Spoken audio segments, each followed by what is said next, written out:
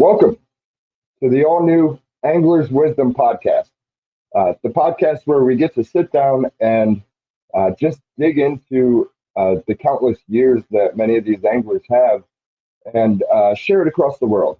At the end of the day, we're only as good as the future generations, so it's our responsibility as anglers to spread the knowledge and help everybody, grow in the sport. Uh, so that's basically what the plan is for today. I'm sure this first live stream will have a little bit of hiccups. I'm still getting used to all the platforms and the inner workings, but hey, imperfect action. At the end of the day, take the first step and you just figure it out. So today I'm bringing on Jim Davis. I don't know if you remember, I was on Jim's podcast a little while back, probably I don't know, month and a half, maybe 2 months. And Jim is from the West Coast. Also a walleye fisherman, also fishes for steelhead and many of the species that we have on the Great Lakes. But it's a little bit different situation. Out there, it's mostly river fishing with the walleye. They do have some offshore trout fishing and stuff like that, as well as some saltwater species. Jim is also a retired rescue diver, search and rescue or search and recovery, depending on the timing.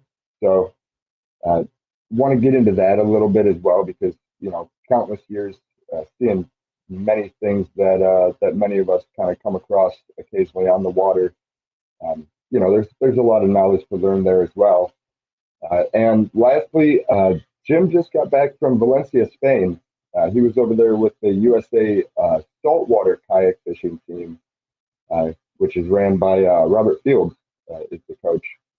Um, Unfortunately, they only got one day of the tournament because day two, I believe, was a blowout. Bad winds, definitely manageable for somebody like me or somebody like Jim. On those bigger waves and stuff like that. But in a tournament setting, you have to make the right decision to protect the people that are competing. So day two was a blow day. Overnight on day two, they got more rain overnight than Valencia gets in a year. So the whole place flooded.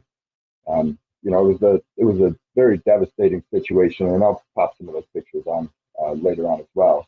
So we want to get into what his experience was and have him share that with all of you. So hope you have your questions ready. Where is yeah. Uh, he he might be running a little bit late. He is over on the West Coast, so the um, I think he's like 3 hours behind us. So I know he's just getting off work.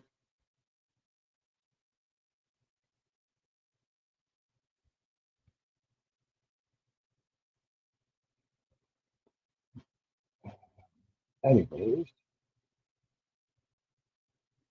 hey, what's going on, Willie? Brandon, yes, sir. Brandon Hua is actually out by Jim as well. Um, Brandon, he gets on some monster smallies. We think we have monster smallies on Lake Erie, but the fish that they're catching over there, with these smallmouth, I mean, they're monsters. I mean, I think Jeff's was what, 9 pounds, if I remember correctly. Jeff Little's fish when he came out to fish with you.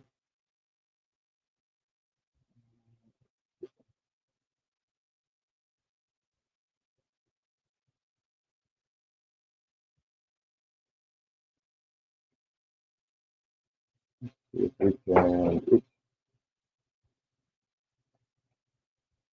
we'll see if we can get Jim on here.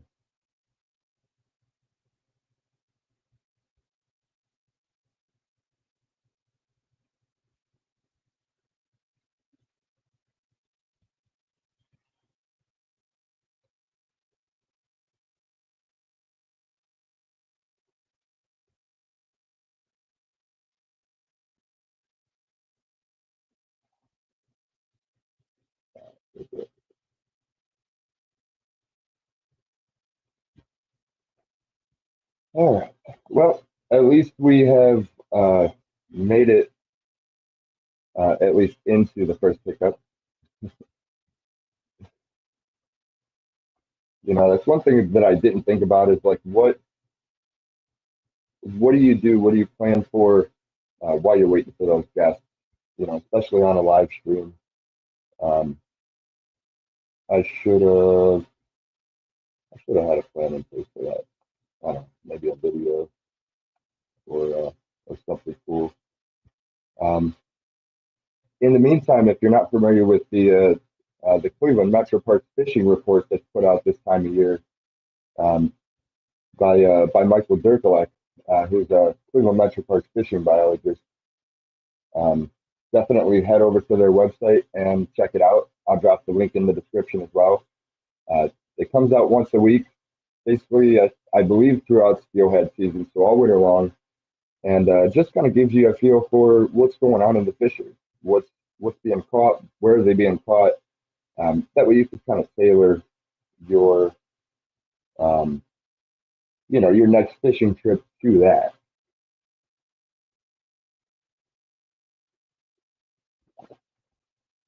I did see that somebody caught um, a king salmon on a fly rod locally in the fishing report. Yeah, we'll pull it up for you.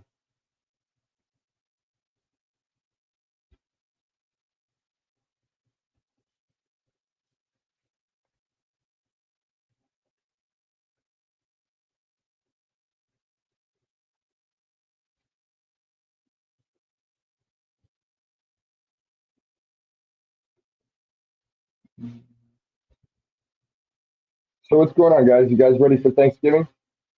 You got big plans? Family coming over? You going to family or maybe it's a fishing adventure?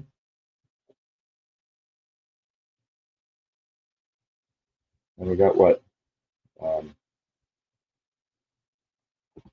9 days left in the Walleye Fall Brawl and Walleye Slam. So hopefully we'll get some good weather for that. You know, see what happens. This is the time when the big fish come in. So generally the winning fish are caught, within the last 2 weeks. So come on, Jim. Womp womp womp. Where's that? Oh,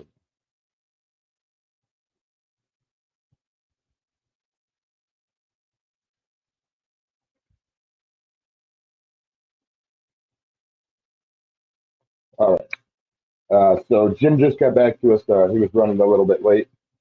He literally ran out of work and tried to get there as fast as he could.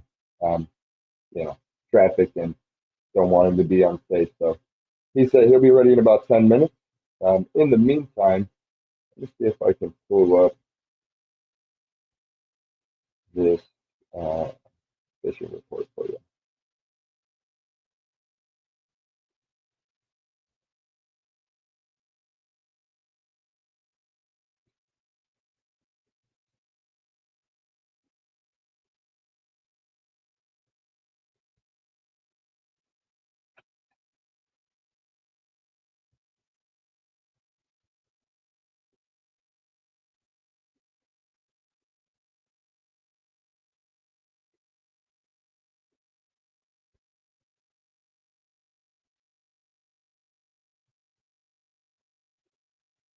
Uh, hmm, okay.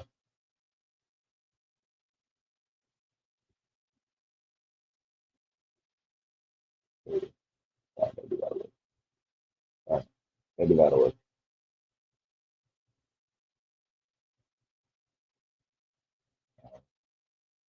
All right. Um, hurdle number two, and it's funny because I was watching a couple of videos, um, just some I don't know tips, tricks, stuff to look for, and one of the things that they said was make sure you have your screen share ready, and I wasn't planning on sharing really any screens or anything like that, um, so because I didn't test the screen share. I have to change a setting in Google Chrome to be able to share my screen. And the problem with that is I have to shut down Google Chrome, which would end this live stream. So, um, like I said, I'll drop a link to the fishing report in the description, um, in the comments. Try to get that spread around so you guys can check it out. Or you can just Google Cleveland Metro Parks fishing report, and it'll pop right up.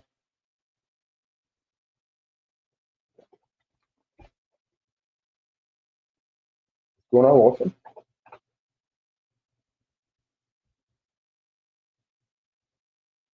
So who's been out fishing lately? What have you caught? It's funny. I haven't really been walleye fishing for probably a month. I've been stuck on the steelhead. Um, I love walleye. I love walleye fishing. I love the all the intricate details that are involved, and the tough days. I really love the tough days because it gives me a challenge to kind of figure out what's changed. Sometimes maybe overnight. Uh, you know, what baits are going to work, how the fish are reacting, maybe where they're moving, and just kind of figure it out along the way. So I really really enjoy that challenging aspect of it.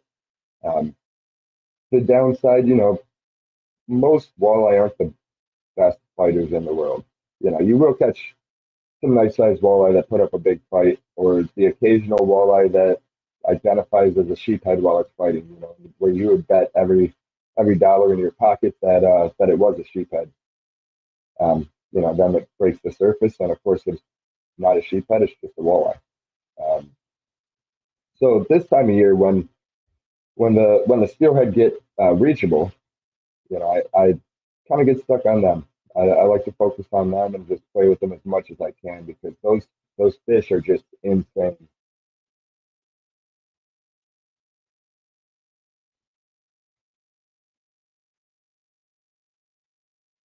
And if you're not familiar with steelhead fishing, or you just don't know how to catch them, or maybe you've been out and you've struggled, the Ohio Central Basin Steelheaders always puts on a monthly meeting all steelhead season long, and you don't have to be a member, so you could just hop on their website, Ohio Central Basin Steelheaders .com, and check the schedule, show up to one of the meetings.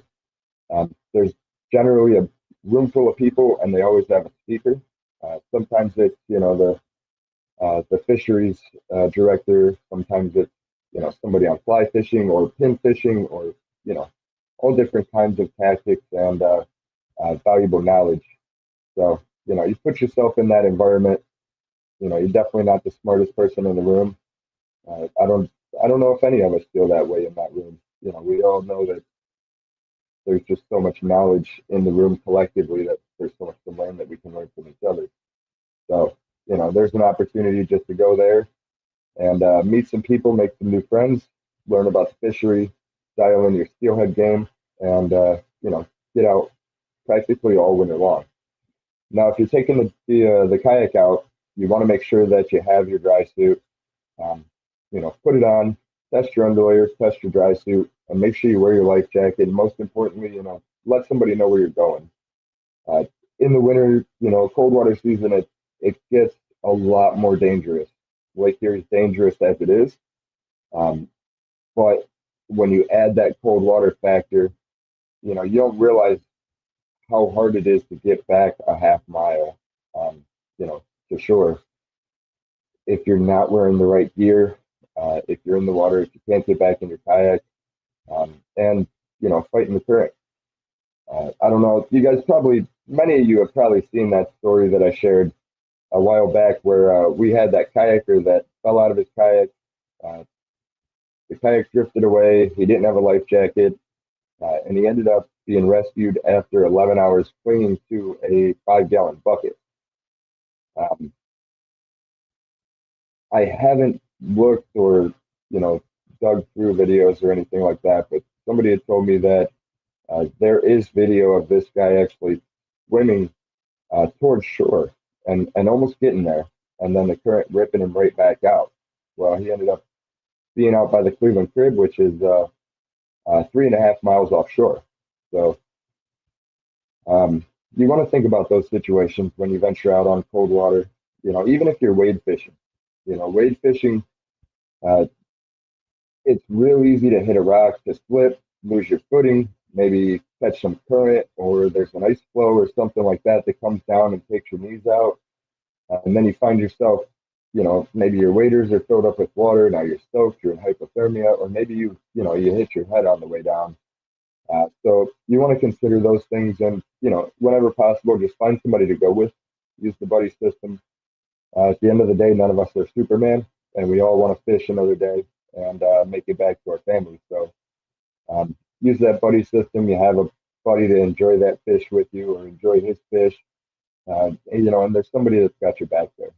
So just be smart and go outside, even if it's cold. That's my biggest challenge in the wintertime is I start to get cabin fever when everything freezes up. So I start to get the itch to kind of, if there's nothing fishable here, and by that I mean I really don't want to just go get on some ice and fish for some bluegill. Jim's signing in now, by the way. I will if I absolutely have to, but I would rather be on the kayak. Ice fishing, I don't know. So it's a lot of work, and kayak fishing is a lot of work, but ice fishing is a ton of work. What about you guys? How many of you ice fish? Irene, I know you do. I think your personal best walleye came out by the islands, right? Um, the challenging thing about the islands, we really haven't had very good ice out there the last few years. Maybe this year, and there are guides out there. So if you are venturing out on Lake Erie, definitely a good idea to go out with somebody knowledgeable. If you've never ice fished Lake Erie or you don't have the experience, because that's what these guys do. They're experts to make sure that you're safe, and they take care of all the gear, which is let's say a huge weight off of your shoulders. You can focus on the fishing. The biggest challenge, you really have to. I believe you got to get on the list because the guides fill up so quickly. There's Jim. Um, because we really never know when we're going to get the ice. It's like on the Great Lakes, at least on Lake Erie, the weather pattern changes so frequently. It basically comes down to like, oh, we have ice coming next week. And then everybody's frantically calling every guide they know to try to get a spot. So you want to prepare for that, get on the list, and that way you can, get out and take advantage. All right. Well, we have Jim in the back of the studio, and let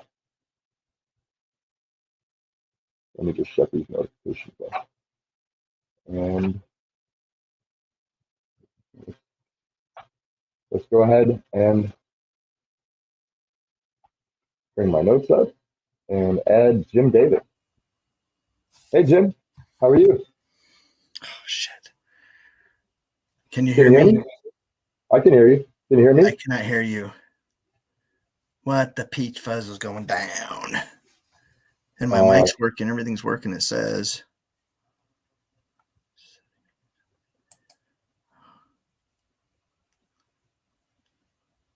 Well, hopefully I haven't been talking for 20 minutes to a dead mic. Oh, you didn't hear that.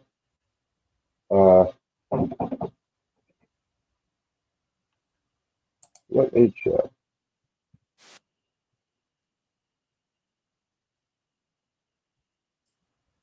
Okay. It's on my side.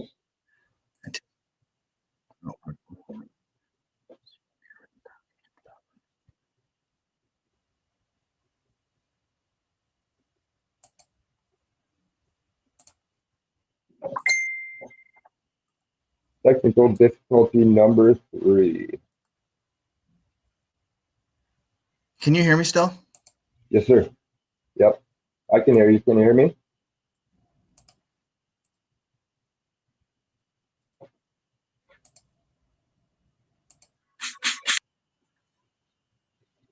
Oh, cool. Well, apparently they hear both of us. I can hear you now. Can you hear me? Oh, perfect. Yes, sir. Cool. Okay, perfect. Are you already live? Yeah. Oh shit. Oh, you're good. You're good. I was just rambling. That's what I do is ramble. Am I allowed to How drink you a beer doing? while we're doing this? What's that? I said, am I allowed to drink a beer while we're doing this? Oh, yeah, sure. All right. Got me How you in the doing today, Jim? I'm doing good, doing real good. Finally off work. I got my my Walleye Social this weekend. I've already got guys showing up. It's Nice. gonna be a good time. Some of them went out fishing today and caught some fish, caught a couple sturgeon. It looks like the weather's gonna cooperate again, so doing good. That's pretty awesome. Um, that's one of the things that I wanted to talk about was this walleye social that you have here. But since you already kind of uh, got it, they're also fishing for these guys. Sturgeon. Yep. Yeah, that's a that was a few years ago. That fish, I got somebody to take a picture of it. I lifted it real quick and then just set it right back in the water. I almost went out the other side of the kayak. So that fish was like Oh close to man, 8 foot, right about 8.5 foot, I think. yeah, I was gonna say it's probably looks I don't know 2/3, 3/4 as long as your kayak. Yeah, that's fun size. Those are fun to catch. Get much bigger than that, and they become a job. Oh yeah. So, So tell me about this walleye social. Well, first of all, why don't you tell everybody where you're from and what you fish? all right. Hey, I'm from Washington State, Great Pacific Northwest. Up here on the, I live in Eastern Washington. I live in the Columbia River. Spent a lot of time fishing walleyes, salmon, steelhead, sturgeon. Spent a lot of time on the coast fishing for various things: lingcod, halibut, rockfish, pretty much anything I can. Walleye is my big thing. That's what I love doing. The last 3 state records for Washington State have been caught right in front of my house here, about on the section of river right in front of my house. We have a exceptionally great fishery. You can go out and if you could catch 2 or 3 or 4 fish over 30 inches a night, no problem. Like January and stuff. So it can be a lot of fun. And I believe the last time that we talked, there's no limit on your walleye, right? No, nope, there's no limit. The state considers them invasive, which technically they are, but they're not. They came down from Canada. They've always been in the Columbia. They just weren't down this far, and they've just kind of migrated their way down. Um, there are a lot of them, and they're basically blaming the walleye and the smallmouth bass for the degradation of all the salmon and steelhead smolt, which there's nets and seals and birds and everything else that's eating them too. So I mean, I think they figured the sea lions get like nearly 25% of the fish coming up river every year. So they need to do something about those too. There's so many sea lions, Yeah, but I heard those were a problem. Um, yeah, they're you bad. They've know, taken over the docks in Astoria, Washington, and just terrible. That's me and my buddy Brandon Sabota on a trip walleye fishing where we're going to be actually tomorrow at Oregon, Oregon. And those are all what we're targeting is those eater sized fish. We don't keep anything over 22. I get 22 inches. Usually ask everybody to not kill nothing over 22. So those fish are all probably 20 and under there. yeah, They're the ones I like to eat. And I'll catch a mess depending on what I'm going to do. Like I went out last weekend and I kept 10, but that was enough for me to eat. On a mess like you saw right there, when I'll keep 20 of them, it's because I give some to the neighbors or my daughter wants some, or I don't want to. It makes me sick to think that things are going to sit in the freezer and go to waste when right. we're going to take too many. But a lot of people do. So That's interesting. I didn't know that they didn't like the smallmouth either. 'Cause no, I know there's no limit on walleye, no limit on bass, no limit on catfish, no limit on crappie, any of the predator fish. Now, if you go inland and fish in the lakes, there's limits. That's totally different. It's like 8 walleye, you can have 8 fish, and there's a slot for them. Same with right. crappie. Same with catfish. It's just on the Columbia River. Gotcha. Now, how far are you from Brandon Hua? Brandon Waugh is about 2-3 hours from me. He's coming down. Okay. He'll be here tomorrow, I believe. Yeah. No, he'll be there. He'll be here tonight, sometime tonight, I think. Yeah, so he's gonna come fish. Have you ever went up his way to fish for the smallmouth? I fished up there several times, actually. I spent a lot of time over on that side of the state, fishing salmon. And then, of course, I go to Pacific City and fish in the ocean all the time, or Depot Bay, or I go to Nia Bay or wherever. I love fishing in the salt. Oh, yeah. Right. I was trying to find the group picture for all your buddies that come to the Walleye Social. It seems like it's a pretty big event. And it's getting can anybody get involved in that? Say again? Can anybody get involved in that?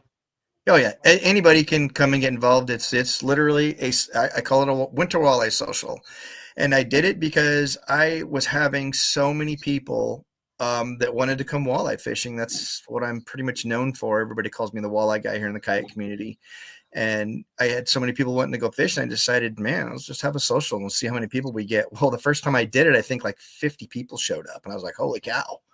So, and I think I'm in my 5th or 6th year of it, and I generally get between 60 and 80 people. I think 80 was like the best one I had. It just depends on the temperatures, or some people don't like the cold, and some people don't like, they worry about the wind or whatever. But we're semi-sheltered where we're at, and as far as temperature goes, man, I just dress. I don't care if I have to kick ice off. So right, you guys wearing dry suits out there? Yes. Yep. Dry suits, PFDs. I'll chase somebody down that don't have a PFD on. So. Yeah. I usually take the gentle approach. Jim won't be very gentle with you.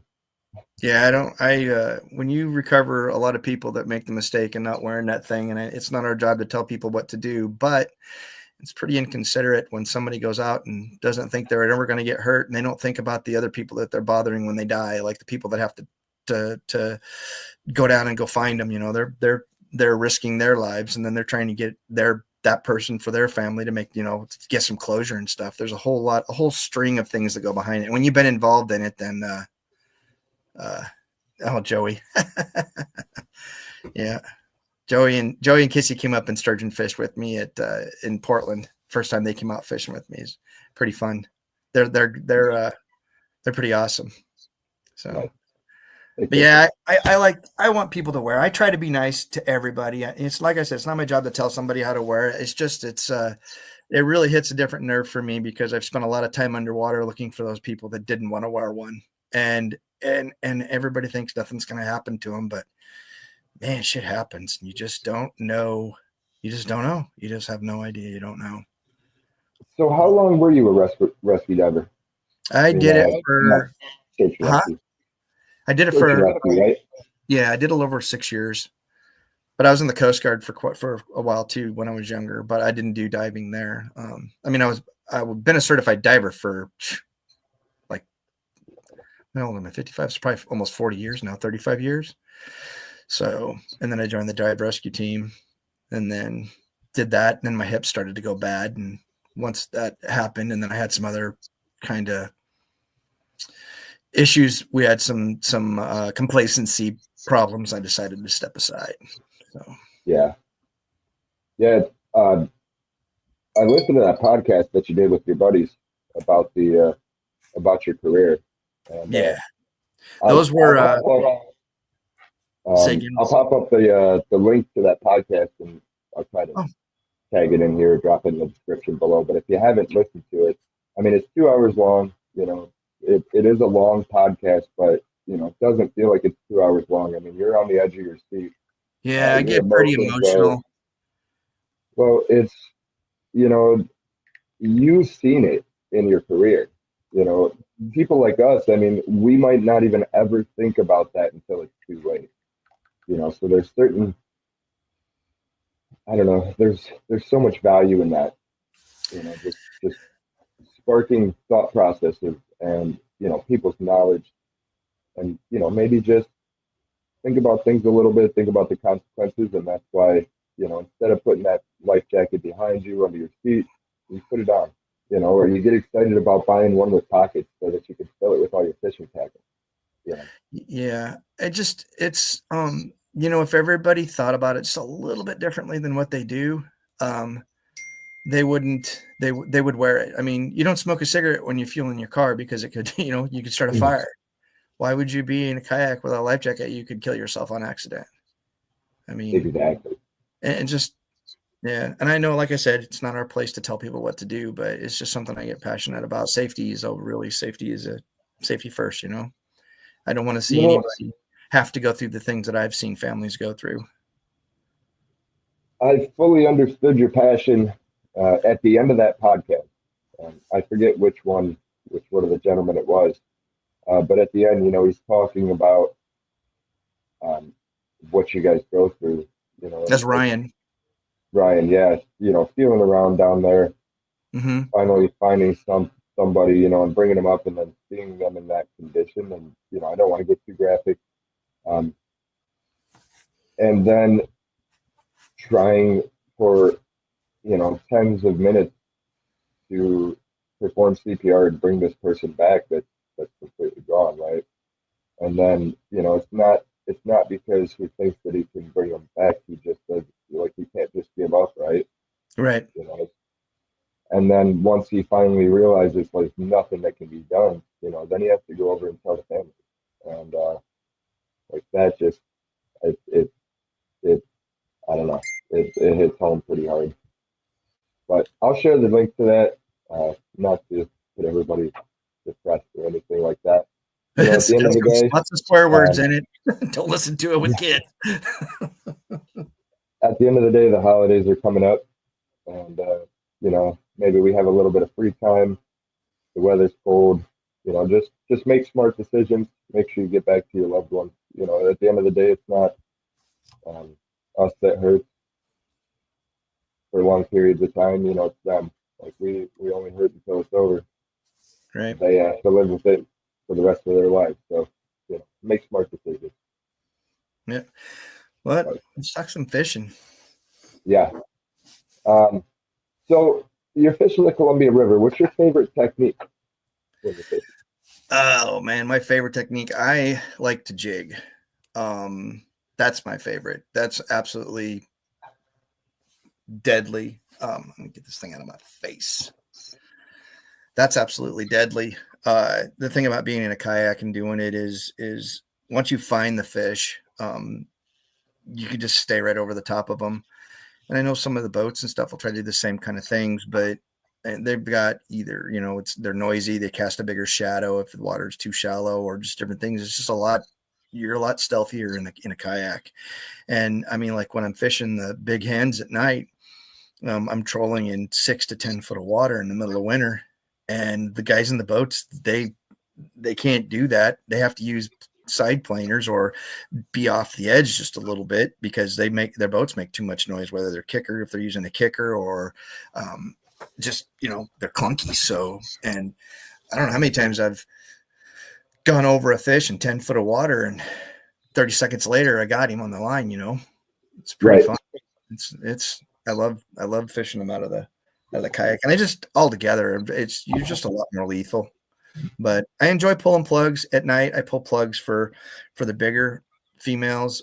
This time of year, jigging is my favorite. I like to run blade baits. I'll snap jigs. I'll jig and wrap. I'll use spoons. Just any different kind of way that I can come up with doing it. I love it. So get a nice medium fast action rod, something in the 6'8" to 7 foot range, and a 2000 spinning reel, and go to town. And you're fishing, you said 6 to 10 foot of water? Well, that's for the big females at night in the middle of winter. Right now, all the little ones, all the bait, we have a bunch of baby shad that went down the river in October. And so there's still quite a few shad in the river, and all those little fish, the fish all transition deeper. So they're getting into the 70 and 80 foot deep holes. So, so they literally transitioned like 2 weeks earlier than normal this year, but we'll go out in there and we'll be fishing anywhere from 65 to 80 foot. So, and these are all small fish. They're, 15, 16 inches to 20 inches. And they're just, they're chunky little things. They're real fat and thick. So you get good fillets off of them, and they're the best eating anyways. And there's lots and lots of them. There are a bunch of them. What weight are you trying to throw? I like to fish. I like to fish half ounce personally, but when you're fishing, there's a current of about 1.4 knots. And when you have a little bit of current, getting a half ounce down, if you struggle with staying vertical, is half ounce is a little bit rough. I like half ounce because you can feel better with it. But if you use like heavier, like a 3/4, it's easier to stay vertical and it's easier to keep in contact with the bottom. And those fish pin it anyways, typically. So you don't feel them half the time. You just go back up to jig and you got a fish on, So then that's generally how that works. But yeah, if I'm snapping jigs, I'm almost always use a half ounce, sometimes 5/8, but and then if I'm using a jig and wrap, it's 7/8 ounce. Those are bigger, but I want the bigger for the profile. And then blade baits, 3/4 ounce. I give everybody a 3/4 ounce. I'll start them out with that. Get them to start with that because, like I said, it's easier to fish, a little heavier. Right. And then, sonic bait fish, I use the crud out of those things. I catch so many fish on those, and I'll use a 3/4 and a 1 ounce one of those. So, and what is it? Sonic bait fish. Oh, they're from Max Lure. They're one of my favorite lures. Those things catch absolutely everything. I have caught salmon. I've caught lingcod, rockfish on them, bass, salmon, or steelhead. I've caught walleye. I mean, they catch everything. Trout, they catch everything. Yeah. Yeah, I don't use these specific ones, but I use a couple different kinds. Basically, a vertical jigging spoon. I was wondering if you were using anything like that. Here we go.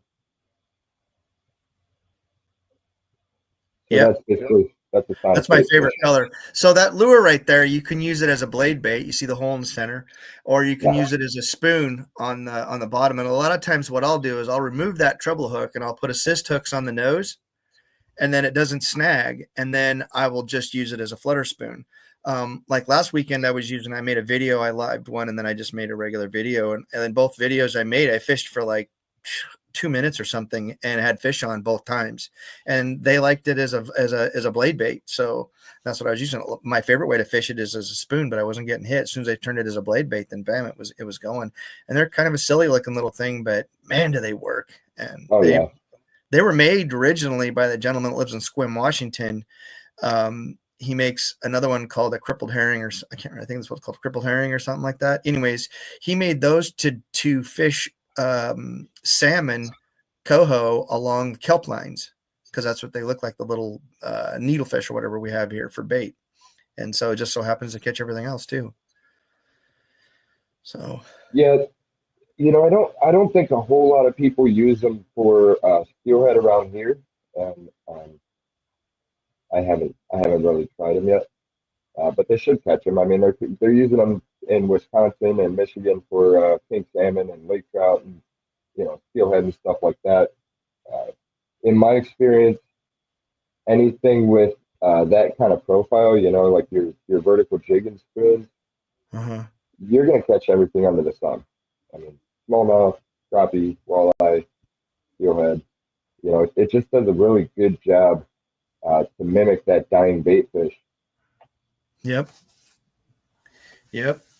I'll throw those like in the ocean when I'm fishing rockfish. We'll get these giant schools of fish. They'll be on the surface. They'll be 50 foot deep. They'll be 100 yards long and 50 or 60 yards wide. And there's just so many of them. And you'll throw those into them, and it's like literally a fish every cast. Oh yeah, can get to be a lot of fun. That's pretty awesome. So, tell me a little bit about how you break down the Columbia River. Is there? I mean, obviously, 90% of the fish are in 10% of the water, right?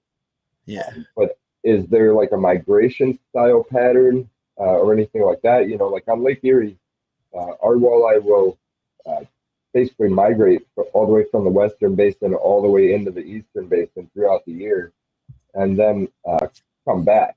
You know, and generally they're moving back to this area where I am.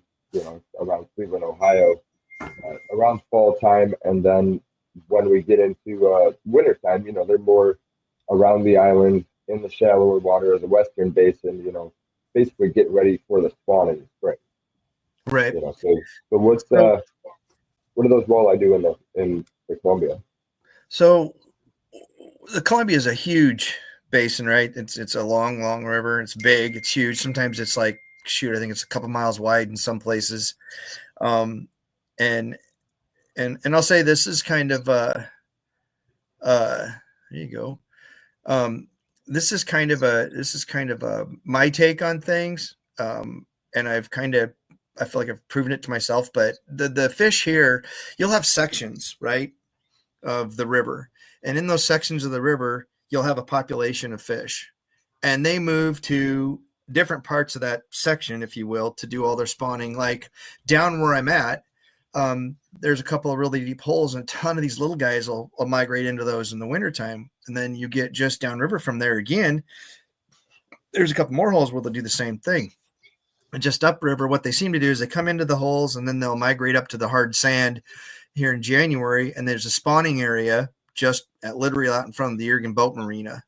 But if you come up here by my house, you know, there's a section of fish that are up towards the Yakima Delta. And I'll tell you a story about the Delta. And this is one of the reasons why I think this is what they do.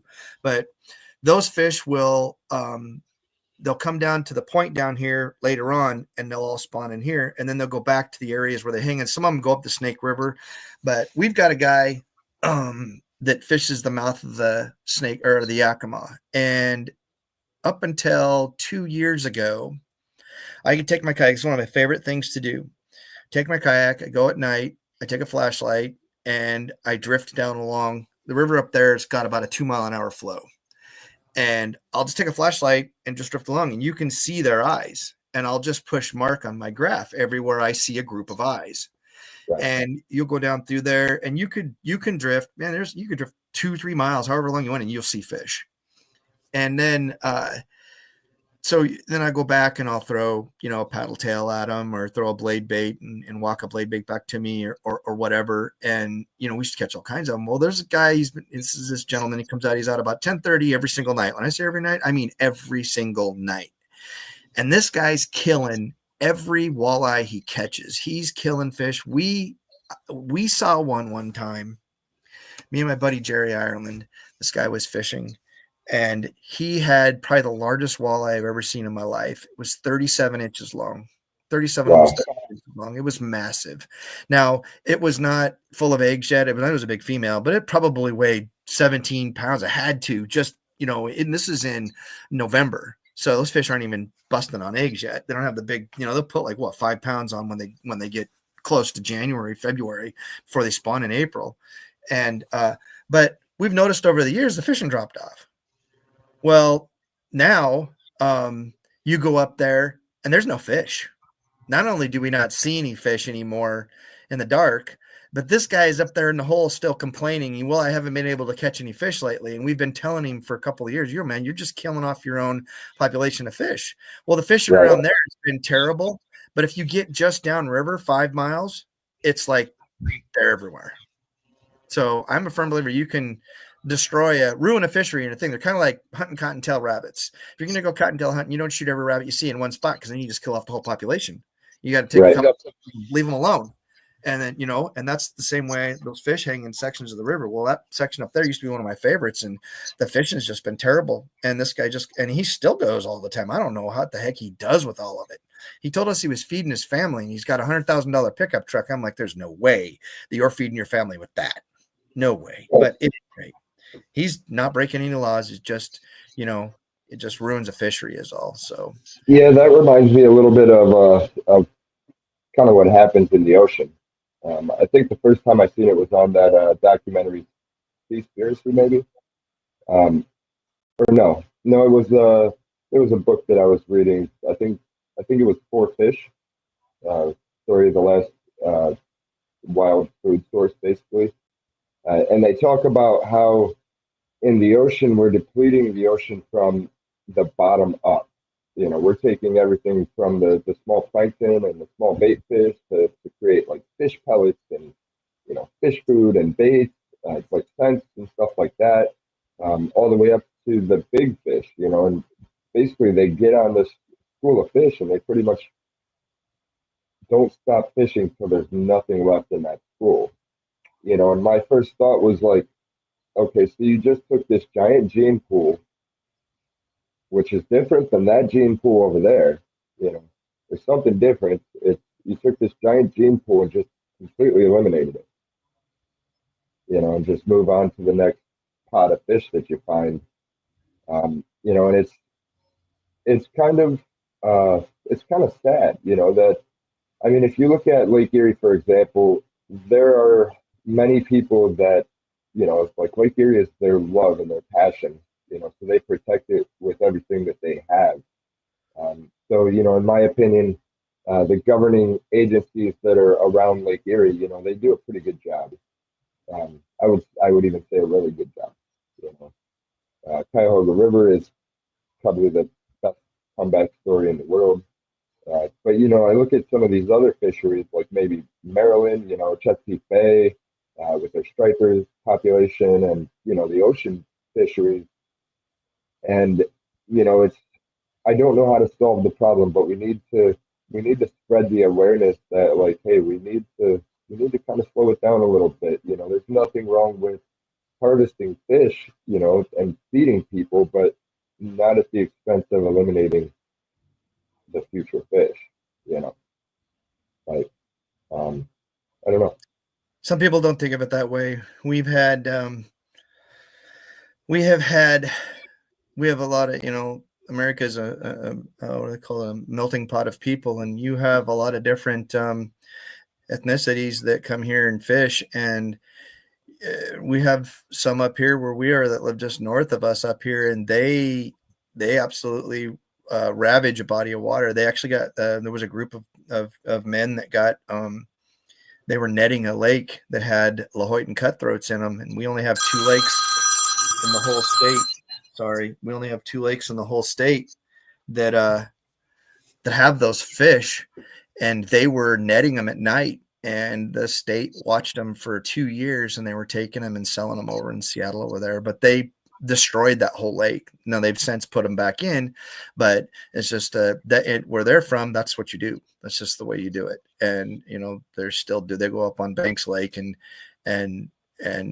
they go catch their limits of these big old honking trout that they got in there, like 12, Yeah, 13 years, and they take them to the bank and give them to their wives, and then they clean them. They go back and catch more.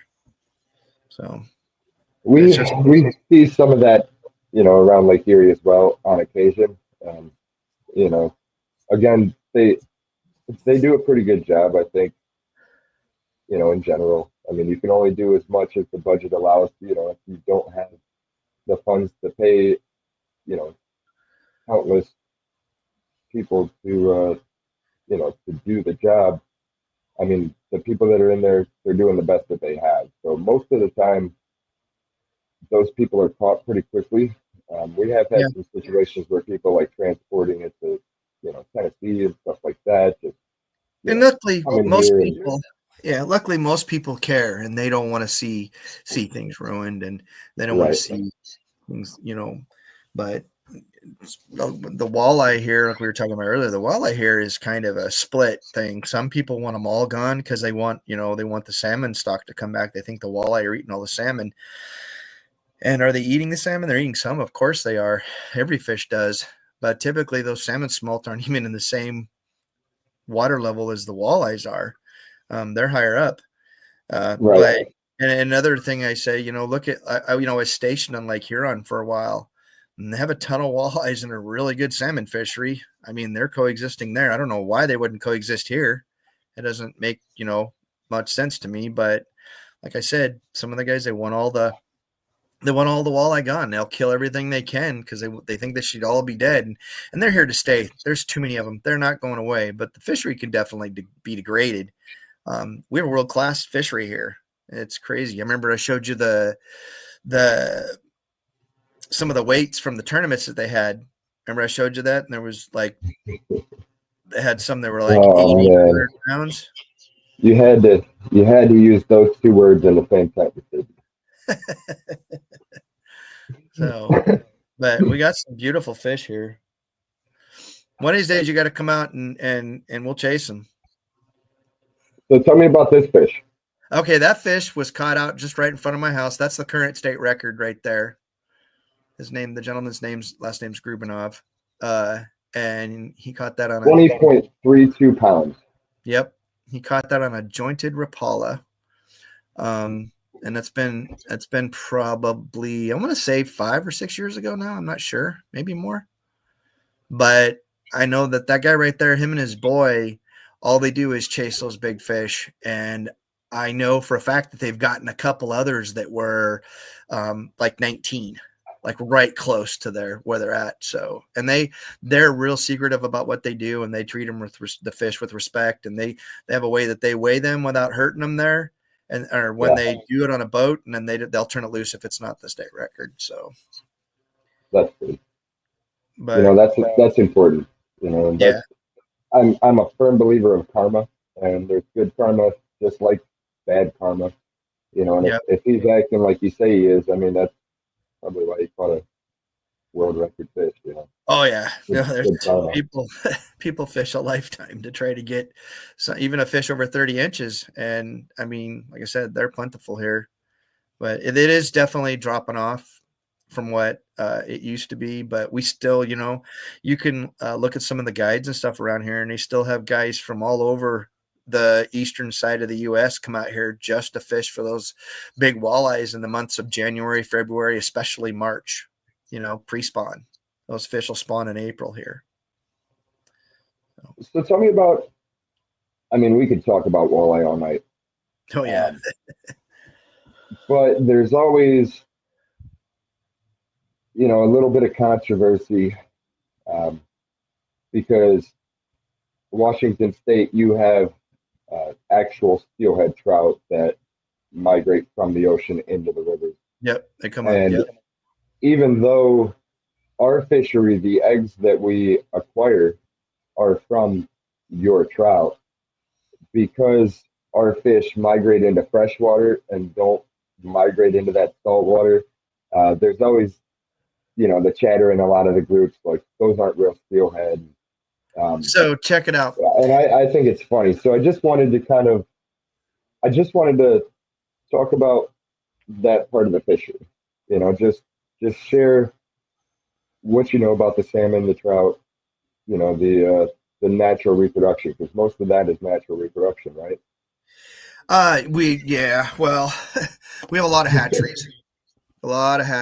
Well, not a lot. They kind of cut down on the hatcheries with us, but thank God for the Indians. The Indians run a really good hatchery program, and everywhere the Indians have hatcheries, you have phenomenal fish returning. The reason why they stopped the hatcheries here was because people said that they were basically getting rid of all the wild fish. So, and just so we can clarify, a steelhead is a steelhead, a trout is a trout. Steelhead is not a trout. So whether it goes to the salt or not, it is still a steelhead. They can look that up. Right. But, and the same with the salmon. But we've still got, I mean, the salmon runs are up and down, just depends. They're not what they were like, way back, but like this year we had a phenomenal run. We were able to go catch them all over, and they're still fit. It's still open on the Columbia right now. Steelhead's open right now in the Columbia, and it hasn't been open for years. It's been open up on the Snake, which is just right here in front of my house too. You could go up there and fish them, but now there's people that are fishing them all over on the Columbia. So tomorrow morning, granted, I get my kayak fixed tonight. I'm going to pull a steelhead plug a little bit on the way up to the walleye hole. So there's a bunch of them, right? There's actually the irrigated fish hatcheries right there. They don't cut loose any salmon or steelhead right there. They're a trout hatchery to take up to the lakes and turn loose into the lakes for people to trout fish in the spring and stuff. But the Yeah. water comes out of there, the salmon and the steelhead just stack up right there, and people fish for them. And so it's pretty. Interesting. And it's interesting that you said that, they kind of eliminated some of the hatcheries because they felt like they were getting rid of the wild caught or natural reproduction. Yeah, they actually fish. got sued. The states got sued by one of I can't remember what group it was, and they won, and so they had to shut down a bunch of these hatcheries. But the Indians, like I said, thank God the Indians are their own nation, because if we didn't have, this is my opinion, if we didn't have the Indians doing it, we wouldn't have hardly any salmon, maybe no steelhead left, because the second they turned the hatcheries off, we went from absolutely fantastic steelhead fishing. You could go out, and your limit here is 2 fish. You could go out and we'd go fish them at night with lighted plugs, and you have to keep, you just hatchery fish is all you could catch, keep rather. And you might go catch 20 fish in a 4-hour period with lighted plugs and just have a blast, and go home with your 2 fish at the end, or have 3 or 4 guys in your boat and everybody gets your limit. But the second they stopped the hatcheries, all that stuff went down, the fish dropped off, and this is finally the first year, and like I said, several years that we've gotten a fish on the Columbia for them, and people are catching the heck out of them, which is great to see. But and it's interesting. That book that I popped up on the screen, For Fish, The Future of the Last Wild Food. That book is an eye opener. It talks about how these hatchery fish are kind of depleting the wild species. And before I continue on with that, one thing that I wanted to kind of point out is what you had just described. Is it seems like it's more of a balancing act, because without the hatcheries, the population might even, God forbid, go extinct. I mean, just because of our demand and the overabundance of seals and stuff like that, that's interesting. It's an interesting perspective. But if you like to read, or, if you drive a lot, I like to digest a lot of Audible or audiobooks on Audible. So you can get this book and just listen to it in your commute and, learn something. But it's a huge eye opener, and it just, at the end of the day, the more that you fall in love with fishing and, the outdoors, the more knowledge that you want, because it helps you kind of understand things a little bit better. Not saying that you're, I'm not running the fishing program or any of that stuff on Lake Erie. It helps turn you into a better angler at the end of the day. Because if you're able to truly think like a fish, then that's why, some of the best anglers I know are always biologists. They go, oh yeah, I'm a biologist. They're insane anglers. Like they just know everything. And I'm like, I know, like, I think I know 4 people that are biologists, and I didn't know they were until I found out they were. Antonio is over in Valencia. He's a biologist. He's a biologist. Yep. He's an insane angler too. Aside from being a biologist and an insane angler, this is Antonio from Valencia, Spain. He's on the Spanish kayak fishing team. He's also a hell of a guy. He is. Right there. I signed that flag. I signed that flag. I saw you guys' signatures on it when he. Did you? Yeah, he flopped that I signed it. So that flag is from the original one in Portugal, Tordemoncorvo, Portugal. When we all first met, we were with Eric Jackson and Mike Elsey. That's Sebastian and Antonio and I'll think of his name. But they pulled out that flag, and at the award ceremony at the end, I mean, that's really what it's all about. It's like, we all love fishing, but we're sharing our passion and our culture with the best anglers in the world. So everybody pulls out maybe a shirt, or something like that, or they bring their flag, and he's been getting signatures on it ever since. And it's Oh yeah, he's got it pretty signatured up. Our so whole cool. team signed it as well. We were in the tackle shop, and he just whips it out and goes, "Can you guys sign this?" And we started all signing his flag. That was pretty cool. That's pretty awesome. So tell me about your experience over there in Valencia. It was it was different. We were pretty pumped to go. Uh, the fishery over there, you talked about a depleted fishery. I'd never had the realization of just what an overfished fishery is until being there. And these guys have fished and lived off the Mediterranean Sea for millions of years. Um, and it's just absolutely crazy what's not there any longer. And he asked me about the ocean here in front of us for the Puget Sound, and I was like, buddy, we've only been a country for 250 years. We haven't had time to ruin it yet, but we're working on it. We're But working I on it. mean, our coastline, we have what they call dead zones in front of a couple of big ones in Oregon and some big ones in Washington. I mean, these things are miles long, and it's just where the low oxygen is in the water, and it just everything. Everything down there. Like if you go up into the Williams into this Puget Sound, and you dive up there, it's beautiful, man. It's like being on Mars. It's crazy, the sea life and all the different things and the weird looking little critters. If you've ever had the chance to dive in saltwater and get where there's a ton of life, there's more life in the cold water than in the warm water. I swear, it's just a tiny life. But you look at some of the shrimp and some of the little different critters with these long legs and different things. Now you know where they get all their ideas for their space movies, because it looks just like half the stuff that's down there underwater, Right. but and then you get down, like I used to do a lot of diving out of Newport, Oregon, and that's right, a dead zone right in front of it. And there's three colors: blue, black, and gray. There ain't nothing else. There's no anemones. There's hardly any crab there. There's like next to no rockfish.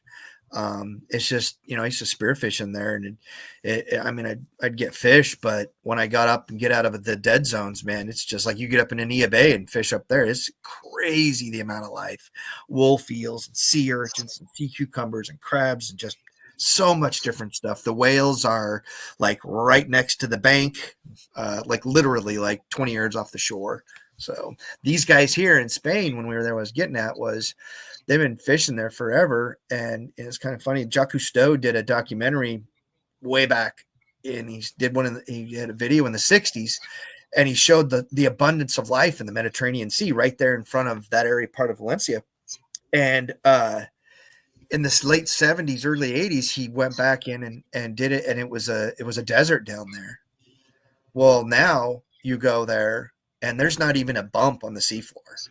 It was crazy. You could go forever. It's just flat. And Wow. I pedaled for like, I don't know, I think a mile and a half, never saw an arc, never saw a fish, nothing. And I was like, holy smokes, man.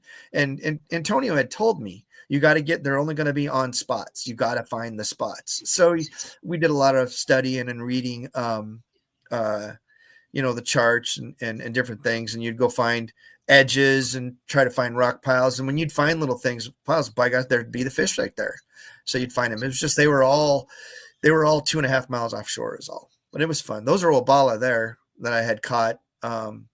Those are a spooky little fish. You can, if you know they're there and you can cast into them, they'll hit anything. But the second you drift over them, and I don't care if they're 60 feet down, they disappear, just gone. They're so spooky. But again, everything's so highly pressured, they've all just gotten used to, we got to, split. But there's Antonio. That guy is so much fun, and Good people, man. Good people. He hooked you up with electronics and some stuff, right? It kind of helped you get dialed in. Yeah, I spent a week with him. I actually showed up there I showed up there on a Friday and got in, and then I met him Saturday morning. We fished Saturday. He taught me showed me the ropes, and the technique they use there is it seems easy, but it's pretty difficult. It definitely takes practice. But once you get it down, you catch fish. But if you don't pay attention to it, you won't get no bites. You won't get nothing. And we had a couple of people on the team that went out, and the first day they went, they didn't get nothing. They struggled, and then you just say, just do this or this is what we're doing, and then the next time they go out, they catch fish. But we went out, and then the next day was a tournament that I was going to fish with him in.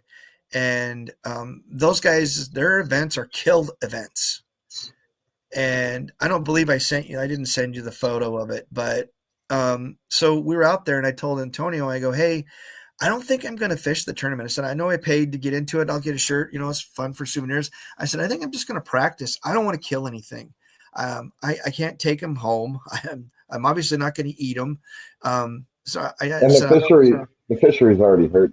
Yeah. And I'm like, I don't want to kill them. So that's where the tackle shop we were in. Yeah.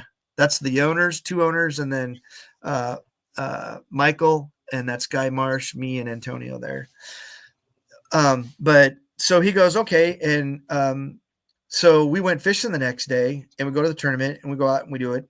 And their tournaments are like 5 hours long is all.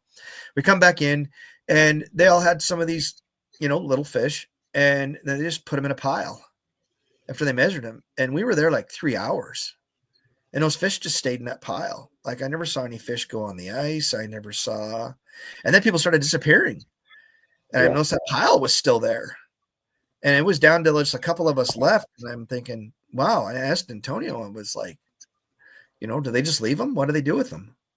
Man, what are they? Are they there? It was really hot. I mean, it was warm as heck over there. And I kind of got the feeling they were just going to leave them waste. And I told Tony, I was like, well, no wonder you guys got no fish. He goes, I know. And that's why Tony wasn't on the saltwater team, because he refused to kill the fish. And so because of that, he didn't qualify for the team to fish where we fished there in Spain. Otherwise, he would not have been able to help me. Right. Super cool. And, at the end of the day, I mean, even if he wants to help you, if he was on the Spanish team, on the Spain kayak fishing team, you kind of got to respect your country as well. Like when I was in Portugal struggling, the guys on Team England, I mean, they kept throwing me bones, but they weren't giving me the recipe. But they were still helping, So you want to win. It is a competition at the end of the day, but it's like Miguel said when we were in Portugal. We're competitors on the water only. Off the water, we're family. And because there was no restrictions, he wasn't fishing. He could actually get you out there and get you dialed in. Because one of the best things for any of us international anglers is to get somebody to come over to your country, and you get the opportunity to show them what it's about. Yeah. And, I had times when we would be fishing with him, and I finally was starting to catch a few fish, and then I'd go through not getting any bites for a bit, and I'd stop, and Tony would just over there just banging away on them.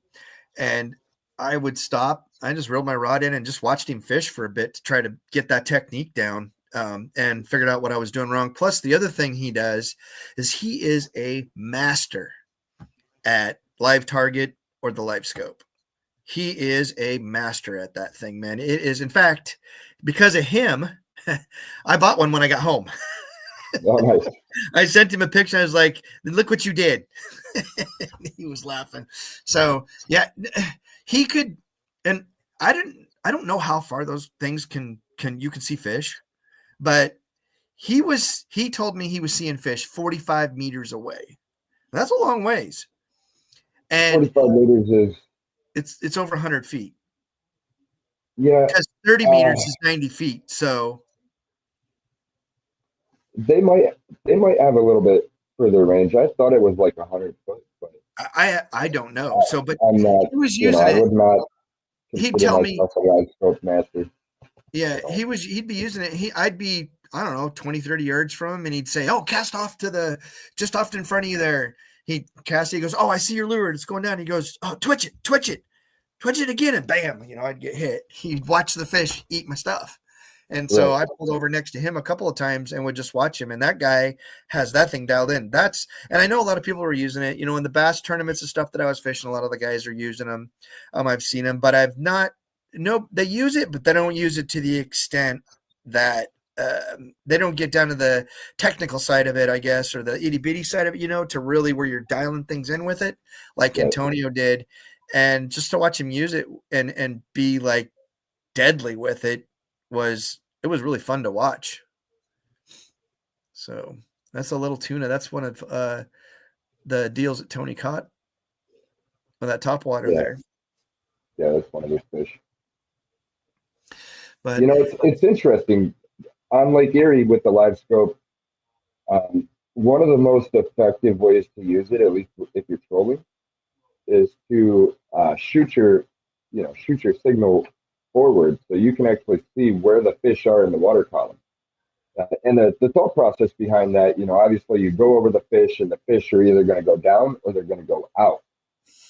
Well, if you're scanning in front of you, you're seeing where those fish are in the water column before they make that move. Because once the boat gets there, they make that move and you're scanning them on your regular transducer.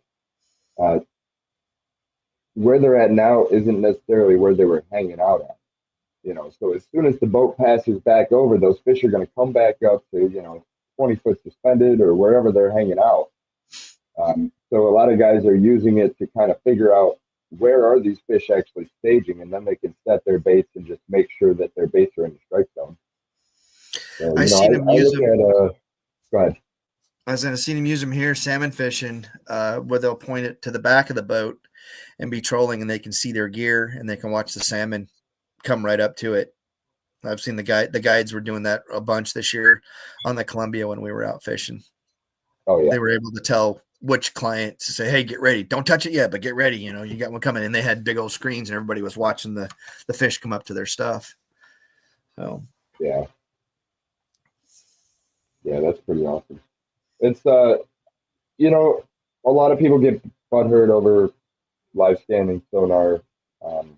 At the end of the day, it's just another angler tool. If you utilize it as a tool,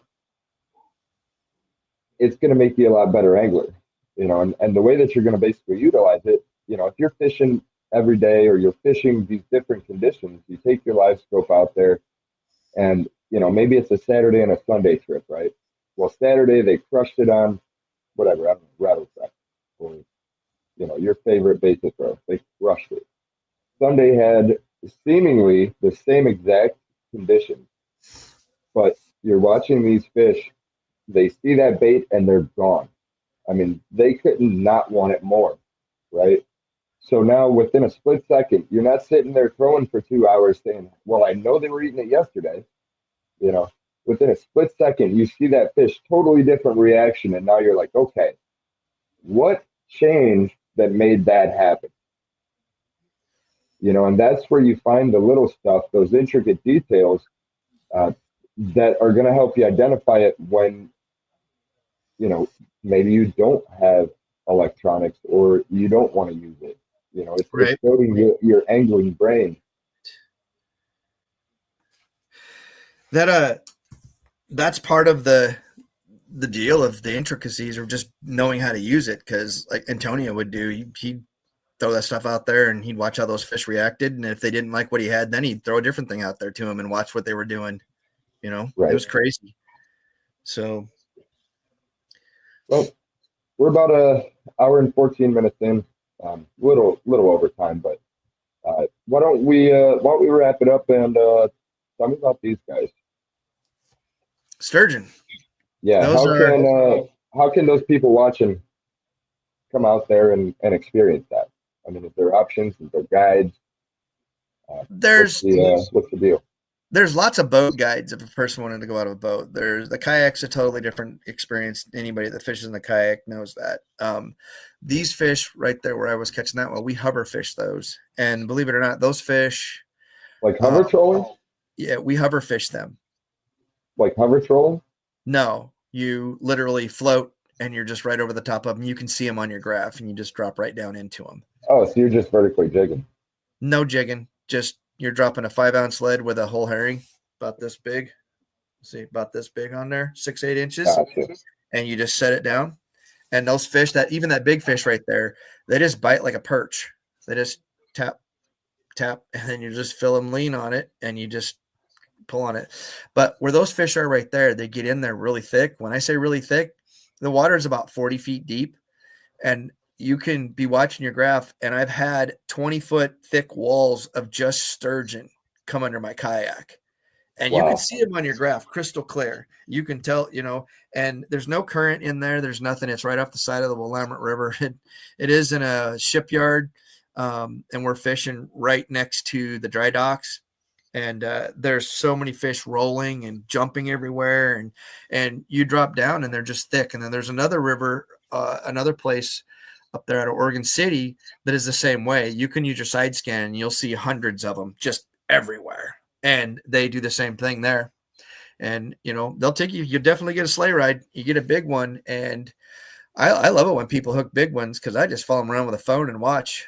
Um, you know, there's some of them I've caught. My biggest one is 13 foot 2 inches, not out of my kayak, out of a boat, and I've caught thousands of sturgeon. And after you fight a couple of them that are big like that one there, it's a job. I mean, it's a workout. So I like to watch. I don't want to catch those big ones anymore. I like to catch the fun size ones, 6-7 footers, and I'm good for one or two. And then I'm like, just watch everybody and have fun watching. I get a lot of enjoyment out of seeing people catch those fish that have never caught them before because it's pretty spectacular. They're dinosaurs. I mean, they've not changed for millions of years. They've just been what they are. That says 1,500 pound sturgeon. Yeah, that's from back in the day. That was probably Yeah. I was going to say it's probably up on the Snake, and it is. It's up on the Snake. But it's funny if you look at the size of the person and the side of the boat, it doesn't look much bigger than that. Now that right there, that other one you're looking at, I believe that's the Fraser Yeah. River. Just judging from the watercolor, I think that's the Fraser River up in Canada. So the Columbia and Lake the Fraser are Lake the two, Roosevelt. huh? Lake Roosevelt. It's not dirty like that though. That's on Lake Roosevelt? That's what it says. But everything on the There's internet no way goes that's not right. Lake Roosevelt. The hills aren't big enough to be Lake Roosevelt. That looks like the Fraser to me. And then the water in Lake Roosevelt's crystal clear. I've never seen it dirty like that. Not even in the spring. It doesn't get dirty like that. But Yeah. who knows? Who knows? The Snake, there's stories of guys taking whole chickens and putting a bunch of hooks in them and having like rope or whatever hooked to them and hooking those big fish like that and having teams, two horse teams, Clydesdales or Perchins horses, and the fish would be pulling the horses in and the horses would pull back. There's stories of that kind of stuff. I don't know if it's true or not, but they sure tell a lot of stories of it. This is interesting. So you guys have two different Yeah. different kinds. Yeah, we have greens and whites. You can't. I know the coloration there is a little bit different, but you can't hardly tell. The main difference between the two fish is they're basically their little butthole. One is between the two fins, and one is back behind the two fins. That's how you can tell them. And the greens are primarily, there's a lot of them in the salt. The whites will go to the salt and then come back. They'll do both. The greens will hang out in the salt and they'll go up into the fresh. And the greens are typically a smaller sturgeon. We have some greens in the Columbia, but you get like to the smaller rivers and tributaries that are like the Aquina or the Coos River, or just all up and down the coastline there. There'll be those greens in them, the green sturgeon, and they'll get like a big one of those is 7 foot, 6-7 foot, where a big white sturgeon could be 20 foot. I mean, I don't know if any of those exist anymore, but I mean, there could be. So what kind of setup are you using? Like your rod and reel and line? For me, Pretty heavy for something like that? Is it pretty heavy for something like that? I use for 50-pound test braid, and just I have a couple of trevallies that I use, Shimano trevally. They're the medium heavies, and I'll just have a 50 series Daiwa on there, and drop her down, catch plenty of fish with them. They do. The only thing about using the lighter line, like the 50-pound test and a little limber rod, on some of those bigger fish. So sturgeon are one of those types of fish that change sex, and when they're small, they're males, and then they go through the transitional phase, and then when they're bigger, they're females. And a female, it takes 25 years for her to get to where she'll have eggs. And once they spawn, then it's every 4 years after that, she'll develop another skein of eggs. Well, us anglers that are out there catching them, we can stress those fish if we fight them too long. And so when we're doing that and we stress that fish, and if she's on a 4-year cycle and she's on, say, her 4th year and going to spawn, and here they'll spawn in June, July, and August, and there when the shad are up in here, all the sturgeon will run up river, follow the shad up because of the feed. But when we stress them, well, then what they do is they reabsorb those eggs. And so we've effectively taken them out for that 4 year, and it takes another 4 years. So the game department here, what they do is they have these big, what do you guys call them over there? When you have what do you call those, drop lines, or when they tie a line to a float and just let it float around? Like a jug line? Yeah, kind of like a jug line. They have these big old huge orange balls, and I don't know if they anchor them or how they do, but they stay in one spot. Well, they'll have lines on them, and they'll pull those fish in, and then they'll roll them over. And once they roll them over, they basically go to sleep just like a shark, and they'll chill, and they'll put an incision in their belly, and then they put a camera in there, and what they're looking for is they're looking at the hens to see what their stress level is, and they want to see a nice pearly shiny black skeins of eggs. But what happens is they start seeing white spots in them, like a salt and pepper, and that's a fish that is reabsorbing those eggs. That's a fish that's been stressed. So because of that, when they started looking into this, we used to be able to fish sturgeon clear up against the face of the dams all year long. Well, as soon as they realized these fish are being stressed, they closed all that down, and now it's a spawning sanctuary below every dam. For some of them, it's a couple miles, but that's a good thing, because sturgeon are fun to catch. They're easy to catch. I mean, they're easy to target. They're easy to catch. And they're super old. A fish that's 7 or 8 feet long is as old as we are, or older. So right, they live longer than we do. So it's pretty crazy. Yeah, we actually we have sturgeon in Lake Erie. Yeah, you have the lake sturgeon. Right. Yeah.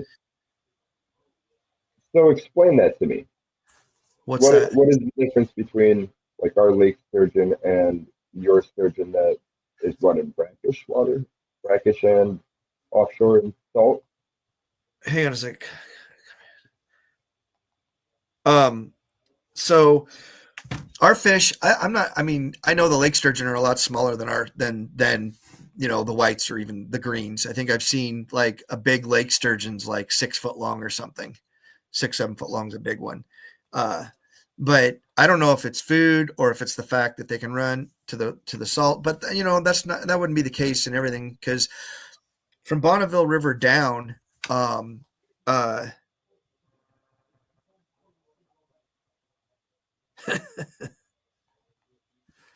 Bonneville Dam down, those fish will go to the ocean and back. And there's some absolute monsters that are huge fish. Like I've seen a fish one time, we were down there anchored up fishing, and a fish rolled behind the boat, and their bottom fins kind of lay out like this on them. And that fish came up and porpoised like this. And I swear to God that the fins tip to tip were as wide as the boat we were in. And that was like I don't want nothing to do with that fish. I want nothing to do. We anchored up or pulled our anchor up and moved to the other side of the river. Because usually when you see them rolling, they're active. That's a good sign. You're going to catch those fish are active. Um, but I've seen some tanks down there. Now you get up between each dam, then is considered a different lake. Mhm. It's the river, but they, call them different lakes. Anyways, between each dam, those fish are in there. They don't go to the ocean anymore. They can't get through the ladders for one. And each expansion of the river that's between dams is a lot of miles. So, but they still get huge. But those fish will eat, sturgeon are eating other fish, dead fish, clams, crayfish. I mean, if it hits those barbels, they suck it up. So they'll get into it. That's pretty interesting. That's off of uh, I think this is OSU's website. They're talking about like Ohio living fossils. Yeah. So that basically is what our lake sturgeon would look like out of Lake Erie. Yeah, they were one of my favorite fish for the longest time. I love those things. Man, I spent a lot of time fishing for them. Had a lot of fun doing it, and then the older I got, then I just started, I guess, having a little more respect for them. And now I do. I mean, they have they have a season on them, and you can harvest them. There's a slot limit for them. It's like 4.5 to 5 foot now. It used to be 3 to 6 foot, and you could have 3 a day. Now you're allowed one fish. I believe it's 4.5 to 5 foot, nose to fork length. And you're only allowed so many fish per year. And then they have a quota in between in each section of the river. They have a quota for the year. And depending on how quickly the quota is met, depends on how, if it's open or not. You can fish them, sport fish them year round. But you can't, take them out of the water or whatever. You can, when it's open, you can do that. Right. So do people actually eat the sturgeon, or are Oh they yeah, it's being delicious. harvested? Oh, okay. It's So really they're good. not just harvesting it for No, those things are freaking idea. yummy. You got to take all the fat. You got to get the fat off of them. There's like a striper. You got to get that nasty fat off. But they're a little bit rich, but they're super good, man. Super, super good. So they take a little bit extra care. You just don't fillet them up. There's parts of them you don't want to cut, and there's no bones in them. So and you want to get all that fat off of them. And by the time you're done with a fillet, when you start with your fillet and it's 4 inches thick, at the top, it goes down to this, and it's this long, and you're thinking, well, there's going to be a lot of meat there. By the time you get it carved out and you get the red and the yellow fat off of it, you end up with a bowl like this. Oh, really? It takes a while to get them cleaned off. If you don't get all that fat off, it's disgusting. But you get the fat off it, man, it's really good. But I just got to where I don't like to kill them, so I don't. And do you just bread them, or what's the? I like them. If you eat it fried, yep, you can bread them or use Louisiana fish fry is one of my favorites. And yeah, it's yummy. Don't overcook it. If you don't overcook them, it's just juicy and it's really good. They're white fish, big flakes, almost like a halibut. Interesting. Well, I was looking for your crab picture, because you also go out there and catch crab, right? Yeah. Yeah, we do that off the kayaks. It's not quite like the guys that do it in California that do the lobster thing, but we'll go set pots out and then take off and go bottom fishing somewhere and then come back and check the pots. Take crab, get crabs and stuff out of them. You don't have to going back through the surf with a crab pot on your boat. Sometimes is a little bit sketch, but you just tie everything down and send it. Once you start, you can't hesitate. So you just full send one way or the other. You're going to get on the beach. Right. So, but the crabs, we'll do it once in a while when we're there and we're going to eat them fresh. But again, I'm not a fan of frozen crab for some reason. So if I'm not going to eat them fresh, I won't kill them. Somebody's asking if you've caught sturgeon on Erie. Yeah, I have not. Over the past handful of years, I feel like every time in the spring, uh, around Central Basin, somebody generally catches one.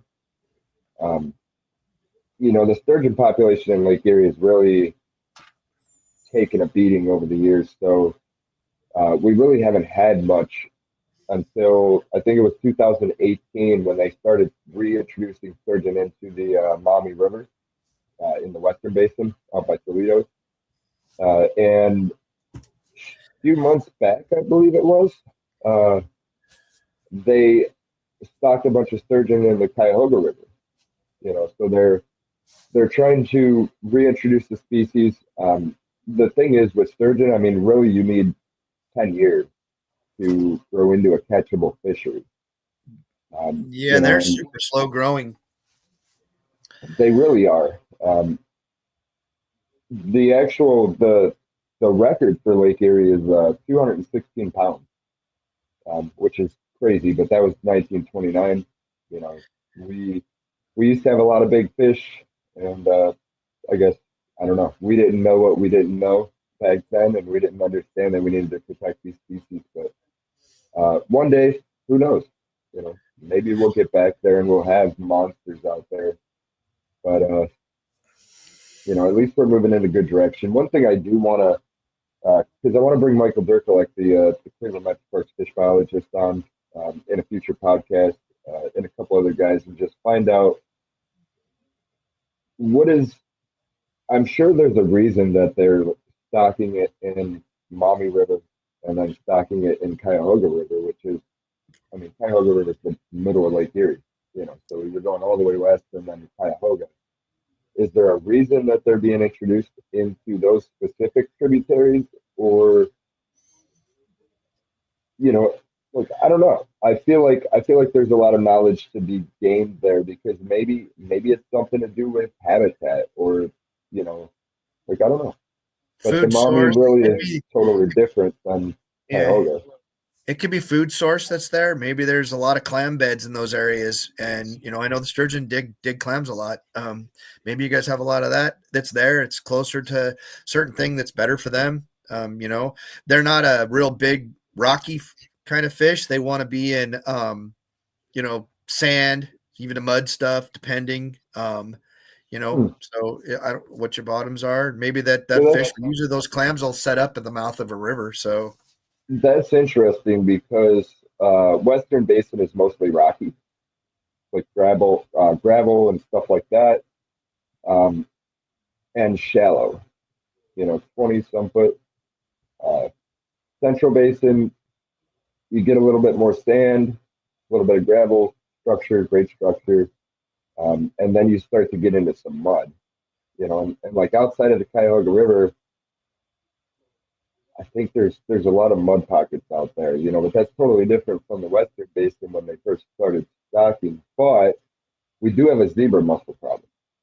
So I mean, clams, mussels. I don't know if the sturgeon eat zebra mussels. I have no idea. And I know up on the Snake River, it's all rock up there. So I mean, with the sand that flows into the eddies and stuff, but I know they catch a lot of them out of those eddies. Yes, white sturgeon do eat zebra mussels. So that's a good thing, because maybe that will continue to help put a damper on the zebra mussels. At the end of the day, I think it was Ross Robertson that said it. It's a game of chess and we're playing checkers, right? So we don't really know the full impact of, some of these invasive species. There's going to be some positives. There's going to be some negatives, of course, but we don't really know the full impact. But the zebra mussels definitely have cleaned up the lake a little bit. There can get to a point where they clean it up too much, though, and totally change the fishing, But they've redesigned the bottom of the lake, So it's interesting. I wonder if that plays a factor into why they started reintroducing it. Maybe also as a way to. That'd be a good episode. But We don't anyways, have some mussels out here yet. They're getting closer though. We don't have them here yet. that's good. So, But hey, Jim, thanks for coming on the show, man. thanks for having I me. held you a little bit longer, because um, I know you had to come from work and everything like that. Oh, So okay. no worries. Better get there safe than sorry. But it's been a great show.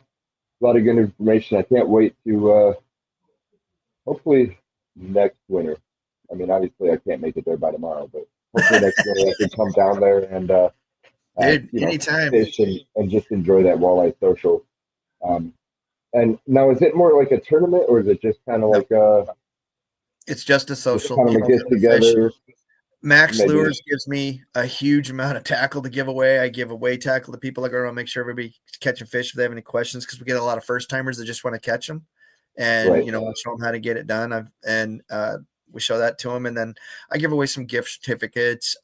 We have a few things that people will say, "Hey, we want to support it." Kayak Angler Magazine did last year. I wrote an article for them about it, and then they gave a bunch of subscriptions away to people, different things. So, yeah, we're always giving something away, but it's not a tournament. I didn't want to make it a tournament because I don't want people to feel like there's some kind of pressure, right? So, I agree.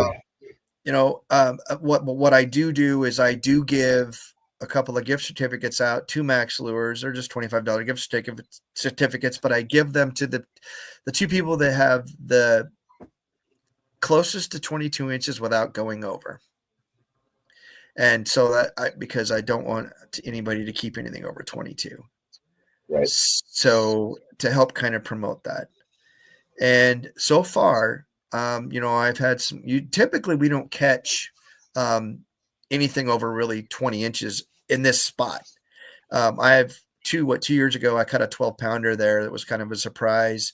And once in a while we'll see some 26, 27-inch fish. But so far, when we see those, people have turned them loose because we have radios and everybody talks. Hey, there's one. Jim's got to get you. Don't kill it. I just want to save the thing. That's a 31-incher there. Yeah. A So beautiful fish. yeah, that was last winter out of the kayak. My So PB is about that size. Um, might have been a little bit skinnier though. It only weighed 10.5 pounds, I think. It was yeah. 31 and a quarter, 31 and a half. But Well, when you the best thing about that, um, I have the video of the release, so I get to go back and relive that moment, and watch that fish swim away. And I'm not against people keeping fish. At the end of the day, if you're doing, within the legal limits of the law, you have a right to do that. right. But for me, I really enjoy watching that fish swim away because I'm thinking like that fish is swimming away and it's going to be somebody else that's pushing it back. Yep. Or it could be a kid's fish that hooks them for life. So I'm with you. I love seeing those big ones swim away. Yeah. And when I fish at night, I actually get I will normally fish on my own at night. There's not a lot of people that I'll take at night because I'm worried that they will kill them. So I have a few friends that have gone with me that I trust. But I've already been burnt once. I showed somebody that promised me they wouldn't, and then they go back in and they killing them. So I just flat told them I'll never take you to another spot ever again. And Yeah. I haven't.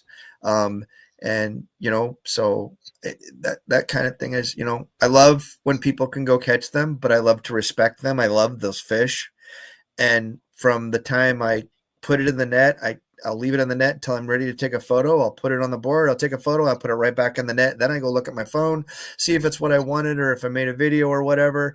And then I revive the fish. Sometimes it takes me 4 or 5 minutes. I just don't pitch it over the side. I want that thing to kick out of my hands.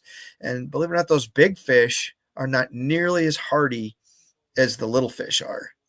And And they probably had a little bit of a battle coming in too. yeah, and they will die easier. So I had one fish one time. It was like a 14-pound fish die on me, and it ruined my whole night. I turned her loose. I thought she kicked out. She took off, and then 10 minutes later, my brother goes, "Hey, look at this over here." Oh I'm no. like, "Oh my God." And I netted her and tried to revive her again. And she went down and then popped back up again. And so I took her and cleaned her, but that broke my heart. I quit fishing that night. In fact, I don't think I fished for a couple of weeks after that. So Yeah, that always makes you sad when you can't revive it. yeah, I I'm just be careful. trying to find an example. Um, just to show you guys basically how you can use your net to do what Tim's saying.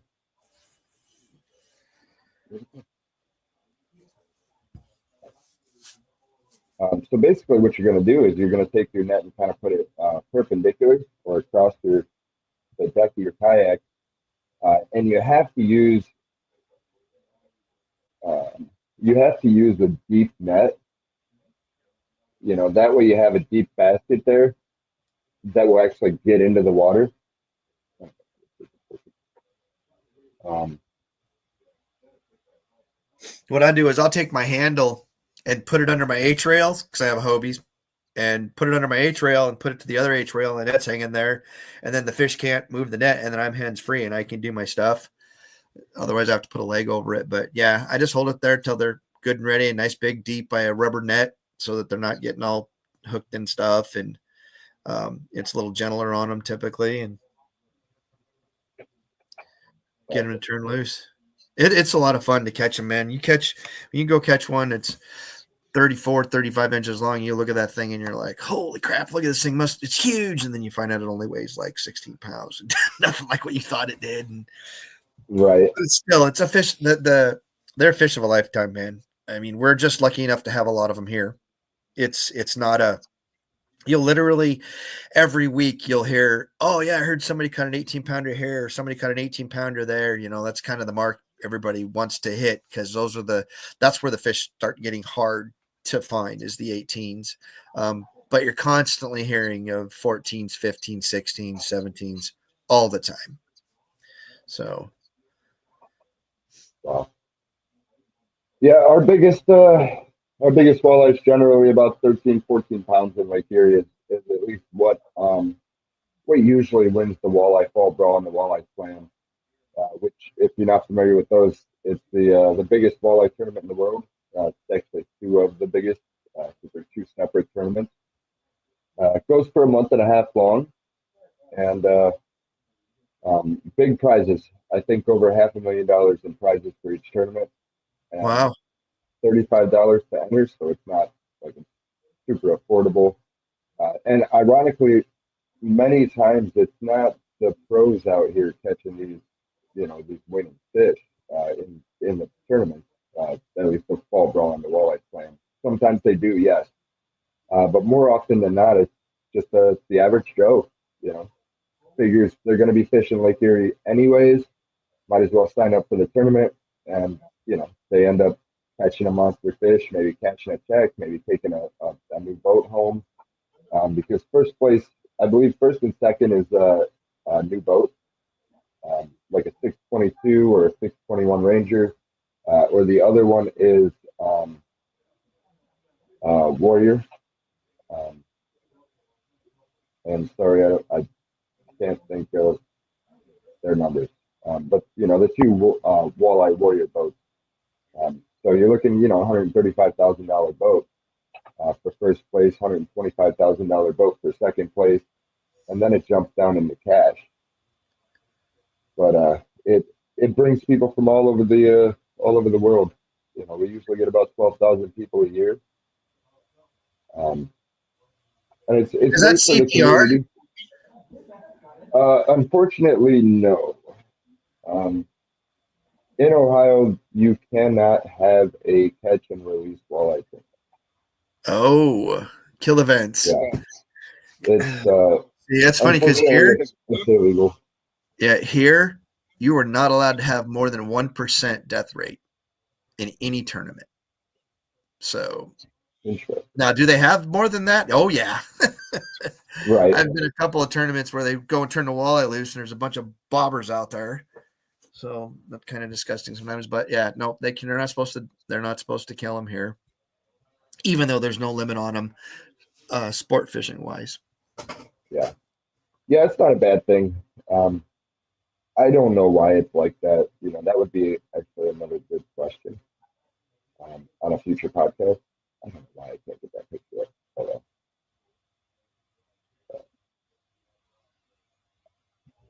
But the good thing is we have over 150 million walleye in Lake Erie. So, Yes. I almost feel like we're at the point where if we don't take fish out of the fishery, it's going to um,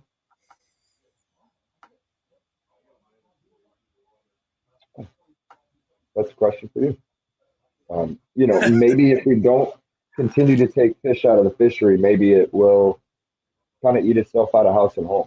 Kind of like the salmon did in Michigan back in the day. Right. And So that question, I'm assuming that's to me. yeah. James is he's one of my clients. He got into kayak fishing earlier this year. So the Wanted to go ahead. social's always on the third weekend in November. It's never the same date, but it's always the same weekend. And normally if I have like 3 kayaks, and I'll usually loan kayaks out to people, or because where I live, there's 0 kayak shops, 0 kayak stores. You got to go to the west side to get them.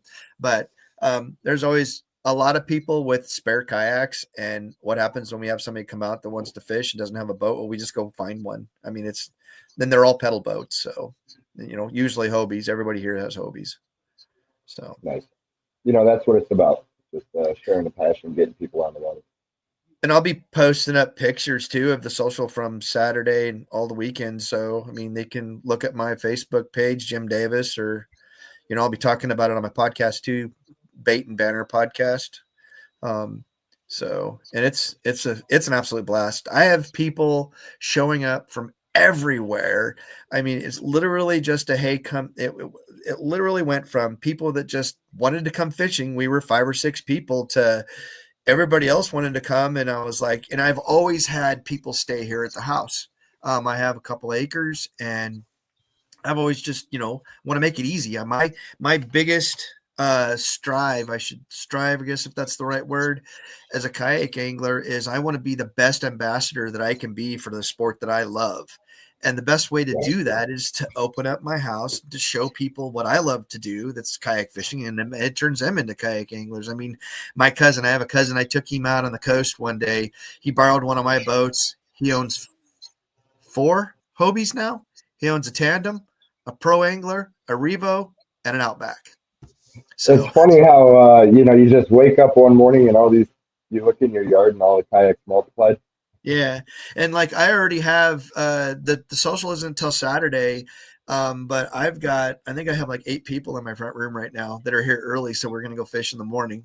And yeah, so and I have been getting messages from the other guys that have Airbnbs that are, where you at? So yeah, it's a blast, man. And then tomorrow night, there'll be a bunch more people here. I think I'm gonna have like 20 people here at the house camping and just staying here. My wife leaves for the weekend. So I tell everybody that we got all fend for ourselves, but I don't want my wife to feel obligated to do anything. So I have her go to her grandma's or something. Right. But we got a guy that's bringing a spit, and he's an Australian gentleman, Wayne Huggins, and he's going to cook a lamb. He's already got everything. So there's going to be a big cookout, and we do this every year. It's just a blast. I try to get more people to come to the house if they want to, because a lot of guys will stay down in Boardman or Hermiston, or they'll stay in town or something. And I'll be like, you can stay where you like, but man, the party's here. It's fun. And so, yeah, we don't get too rowdy. We just have a good time, tell lies, and drink a few beers and have fun. And when we're on the water, it's just an absolute blast. It's super fun to see everybody catch fish, especially those people that I can hand a lure to and say, this is how you work it, show them for 30 seconds. And then the next time I see them, they'll be like, oh my God, I got 5 of them already, where they weren't catching nothing. Right. It could be a good experience for the kids out of a boat.